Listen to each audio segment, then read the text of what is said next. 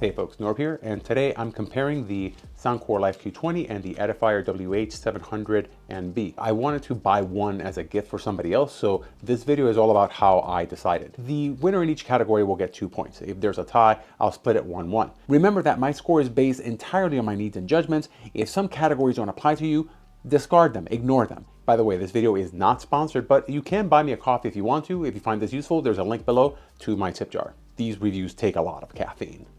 Starting with battery life because it's the most straightforward. The 700 has a 68-hour playtime or 49 hours with active noise canceling. It charges using USB-C and it has a fast charge of 8 hours of music in 10 minutes. Meanwhile, the Q20 has up to 40 hours of playtime, less with noise canceling. It charges using micro USB and it doesn't have a fast charge. So the winner here is definitely the Edifier, 2 points. As far as looks go, the 700 have a more generic look. It's minimalist, it's kind of boxy, and it generally is just forgettable. The Q20, on the other hand, have a more distinctive look. The ear cups are generally smaller too, making them look less bulky. I'm calling this one a tie for my purposes. Both of these have a similar build, soft artificial leather and a plastic body. No real creaking and they both feel fine. They both fold in, making them easy to store. The buttons also feel about the same. The one big advantage that the Q20 has here is that third-party companies have made replacement ear pads, and that's not the case for the 700. I'm calling this one a tie for my purposes.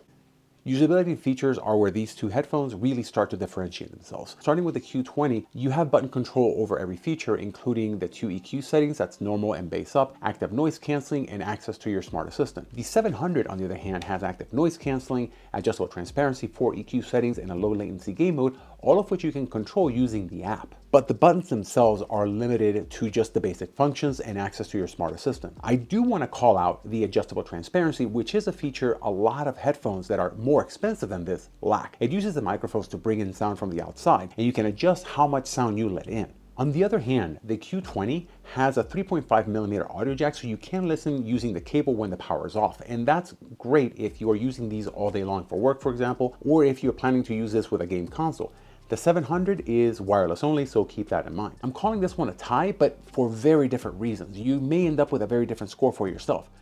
Now, comfort is subjective, and both of these feel similar to me. Neither is heavy, and neither really squeezes your head all that hard. They both have a soft leather headband and ear pads, but the ear cups on the 700 are bigger, making them more comfortable for bigger ears. In fact, the 700 runs a little large overall, so if you're a smaller person or you're getting these for a smaller person, that may not work for you. The Q20, on the other hand, has smaller ear cups, but I think that they'll fit more people just fine. As someone with bigger ears, I'm more than fine with the Q20, and I think that more people will be more comfortable with the Q20, so the Q20 wins, and now we're tied at 5 points.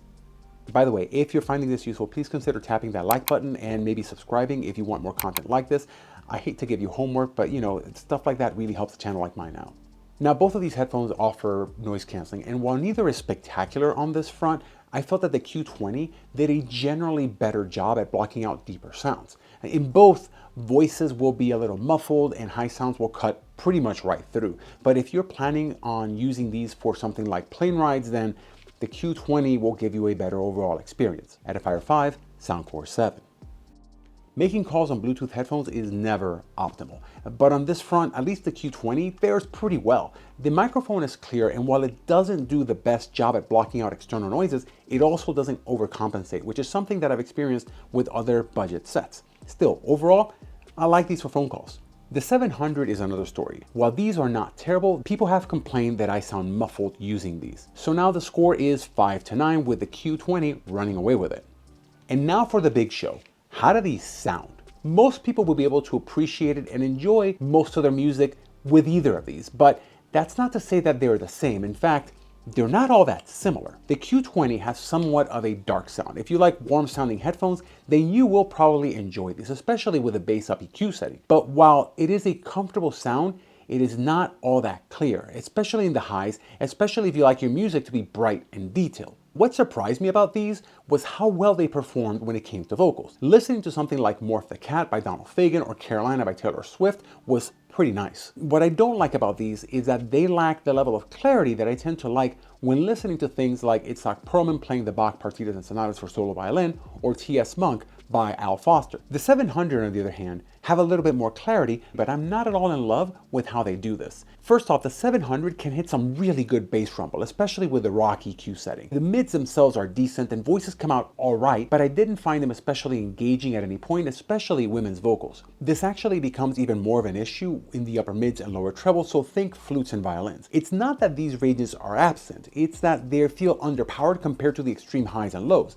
But they still sound clear, and that's because these emphasize the highs. If you're listening to genres like lo-fi or EDM or hip-hop, these will sound just fine. In fact, the music will sound fresh. But for me, there just wasn't enough in that mid-range, and as someone who loves classical, folk, and indie, this was an issue. I felt that it was better at bass and treble than the Q20, but I thought that the Q20 was much better at vocals. Movies on both of these sound great.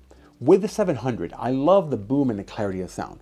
Action scenes felt clear and vivid, especially with booming bass rumbles. But the 700 tend to be recessed in the ear gain region, and also voices were not exactly forward at times. To that end, I really wish that there was a movie setting within the EQ that would boost this some to help with hearing voices better.